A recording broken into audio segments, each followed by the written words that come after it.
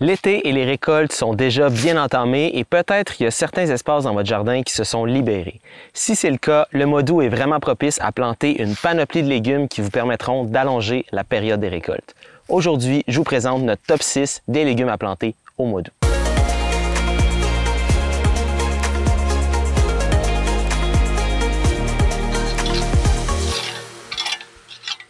Pour choisir ses cultures à planter au mois d'août, c'est important de se connecter à la saison.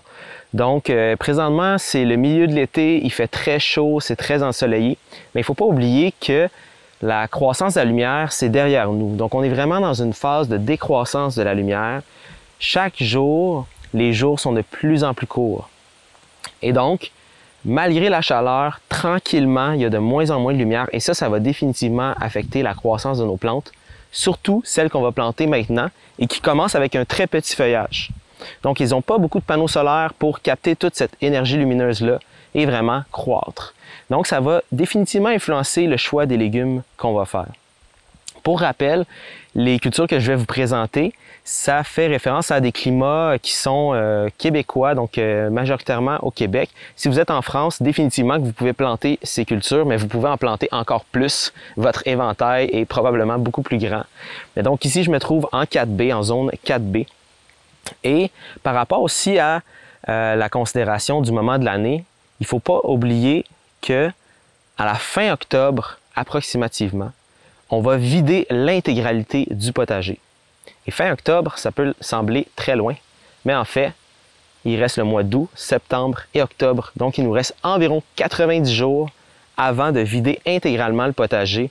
Et donc, les cultures que je vais vous présenter, ce ne sont pas des cultures à cycle long. Ce ne sont pas des cultures qui vont porter des fruits nécessairement. On va favoriser des cultures qui sont à cycle court et aussi des cultures qu'on va consommer le feuillage ou des petites racines. Donc, en consommant le feuillage, bien, ça va être vraiment plus vite qu'on va avoir de la nourriture. Alors que si je compare à, par exemple, un plant de courgette ou un plant de tomate, d'abord, le plant il doit faire du feuillage, des tiges, des fleurs, éventuellement des fruits, et éventuellement les fruits vont mûrir, et là, on va avoir notre récolte. Donc, au mois d'août, on est vraiment loin d'être en mesure de planter des cultures qui portent des fruits.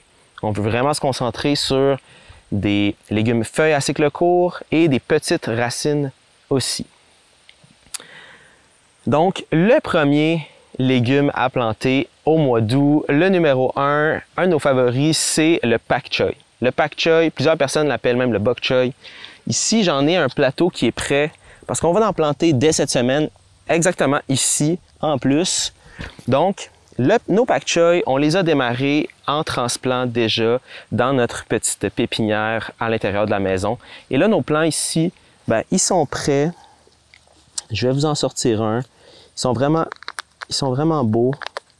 Ils sont prêts à être plantés. Vous voyez, le système racinaire, il a bien colonisé sa cellule, mais pas trop.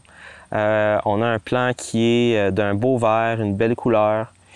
Bref, nos pak choy, ils sont prêts. Puis, pourquoi il fait notre top 6? C'est que c'est un légume qui pousse très rapidement et qui va nous donner aussi du corps. Donc, ces feuilles, elles sont plutôt épaisses. C'est très versatile dans la cuisine. On peut à la fois les transformer, faire des lactofermentations. Nous, on fait même un kimchi avec notre pak choy. Mais on peut aussi les intégrer dans des sautés. On peut les manger crus. C'est vraiment varié comme utilisation. Ça pousse très, très vite et c'est plutôt facile en autant qu'on les protège avec un filet anti-insectes. Ça va vraiment bien aller. Donc, les pak choy, on les apprécie vraiment beaucoup. Et on les plante au mois d'août. On peut aussi les planter au printemps, évidemment, mais on les plante au mois d'août. On les aime beaucoup. Le deuxième légume, ce sont les épinards. Les épinards, si vous nous suivez depuis un petit moment, vous le savez, c'est dans nos cultures qu'on adore intégrer à l'automne, pas à l'automne, mais du moins à la fin de l'été, pour une récolte à l'automne, parce que ça adore les températures fraîches, ça pousse très rapidement. Et là, si on parle de versatilité en cuisine, vous savez, les épinards, c'est dur à battre. Frais, en salade, dans des sautés, dans des soupes, partout. Partout, on peut mettre des épinards. On peut même les faire cuire un peu dans la poêle, les congeler, les transporter avec nous au cœur de l'hiver. Maintenant, parmi les cultures que je vous présente aussi, il faut quand même rester au courant de ce que je vous disais par rapport à les températures chaudes. Il faut il faudrait attendre que les canicules soient un petit peu derrière nous. C'est-à-dire que là, cette semaine, il a fait très, très chaud, mais dans les semaines qui s'en viennent, on devrait retourner vers des normales de saison, donc des températures de jour qui seraient aux alentours de 20-25 degrés Celsius, avec la nuit qui tourne davantage autour du 15, plutôt que le 20-25 la nuit et 30-33 le jour. Là, ça peut être un peu trop chaud pour nos cultures qui vont adorer la fraîcheur à l'automne. Maintenant, si vous nous suivez depuis un petit moment, ça me fait vraiment plaisir de savoir que vous êtes de retour. Mais si c'est la première fois, je vous invite à vous abonner à notre chaîne pour ne pas manquer nos capsules, nos prochaines capsules. On fait des tournées comme ça à chaque semaine en saison pour vous aider dans votre jardinage. Le troisième légume qui fait fureur, là, en fait, qu'on plante un peu en permanence dans notre jardin, et le mois d'août, ça ne fait pas exception, c'est les laitues. Les laitues, ce qui est beau avec les laitues, ici j'en ai quelques-unes. Vous voyez, j'en ai vraiment pas beaucoup. J'en ai, à l'intérieur de ça, j'en ai 5 parce qu'il y en a une qui n'a pas germé dans mon petit 6-pack. Puis ici même, bon, on a eu un autre petit problème de germination, j'en ai juste 2. C'est vraiment pas très grave parce qu'au total, ça m'en fait 7. Puis, on en plante comme ça des laitues à peu près à toutes les 2-3 semaines tout au long de l'été. Puis, ça nous permet d'avoir des laitues en continu. Ça, je l'ai déjà dit dans d'autres capsules. Mais là, ici, on va planter encore des laitues. Puis, elles vont être prêtes dans environ 45 jours, 40-45 jours selon la météo. Donc ça va être des laitues qu'on va manger à la mi-septembre. Ça va nous faire des super belles salades. Et puis, dans le monde de la laitue, il y a tellement de variétés. Ça vaut la peine d'explorer, de s'amuser. Donc ici, j'ai une côte de Beaune qui nous provient des semences du Grand Portage. Ça, c'est Yves Gagnon qui s'occupe à nous maintenir, à nous amener des magnifiques variétés avec Catherine qui nous amène ça en direct de Saint-Didas. Donc, c'est vraiment, vraiment super. Puis là, ici, on en a d'autres. Là, on a la Reine des Glaces ici qui tolère vraiment bien les températures froides. Puis une autre petite sucrine, une romaine dense d'hiver qui est un must dans notre jardin à chaque année. Donc les laitues, ça fonctionne très très bien au mois d'août. N'hésitez pas à en replanter. Ouais, c'est ça d'ailleurs. Ben ça c'est la génération d'il y a 2 semaines. Donc elles sont vraiment belles. Elles sont tout petites encore. Donc voilà, on n'en plante pas plus que ça à la fois parce qu'on ne veut pas en gaspiller. Puis voilà, donc c'est à peu près les mêmes variétés. Là, on aime bien les Boston, Boston rouge, Boston verte. Puis là, ici, j'ai 2 petites romaines. Puis là-bas, un peu plus loin, il y a celles qui sont prêtes. D'ailleurs, qu'il faut que je récolte parce qu'il fait chaud.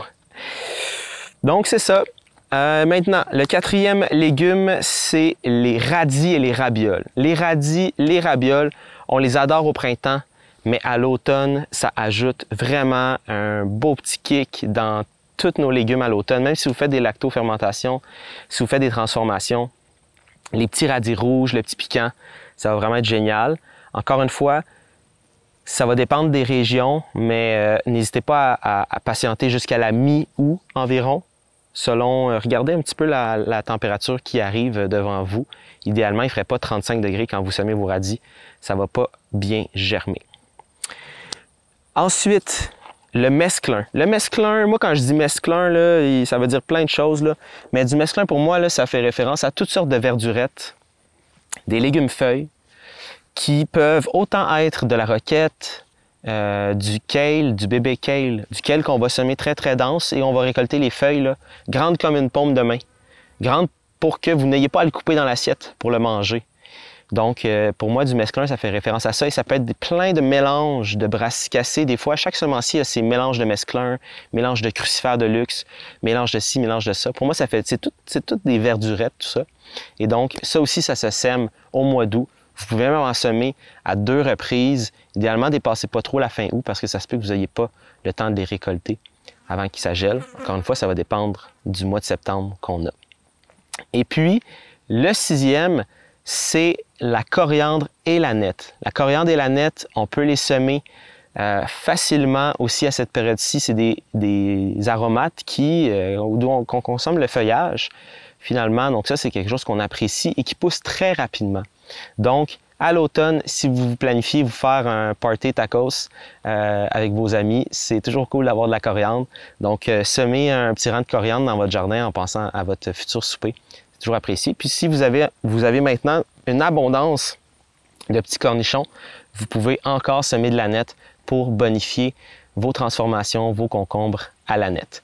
Et puis, en petit bonus, si vous avez de l'espace encore dans votre jardin et puis que soit vous avez déjà tout planté les légumes que vous souhaitiez, que vous pouvez mettre au mois d'août, ou que ça ne vous tente tout simplement pas, vous pouvez intégrer des engrais verts à votre jardin potager. Donc ça va être des plantes qu'on va semer uniquement pour couvrir le sol, pour qu'il y ait quelque chose qui y pousse, pour éviter que ça soit envahi par les adventices et pour éviter aussi le lessivage de tous les éléments nutritifs et de la matière organique qui est dans votre sol. Donc, couvrez-le. Ça peut être de l'avoine. Allez voir sur les sites internet des semenciers chez qui vous faites des commandes. C'est sûr qu'ils en ont en stock. Et puis, sinon, laissez pas votre sol couvert. Donc, sinon, mettez une toile ou semez les engrais verts. Mais bref, faites quelque chose. Donc, voilà, si je fais le tour, là, c'est les pak choy, les épinards, les laitues, les radis, les rabioles, le mesclun, les verdurettes, la coriandre aneth et les engrais verts. Il y a d'autres cultures aussi qui sont possibles à intégrer au potager, mais ça, c'est vraiment notre top 6. J'espère que vous allez faire des belles récoltes cette semaine, que vous allez vraiment profiter de l'abondance que l'été nous apporte, que vous allez la partager autour de vous. Savourez-le. C'est la plus belle période de l'année, à mon sens, présentement. Donc, je vous laisse là-dessus. Passez du bon temps dans votre jardin. On se revoit la prochaine fois. Ciao!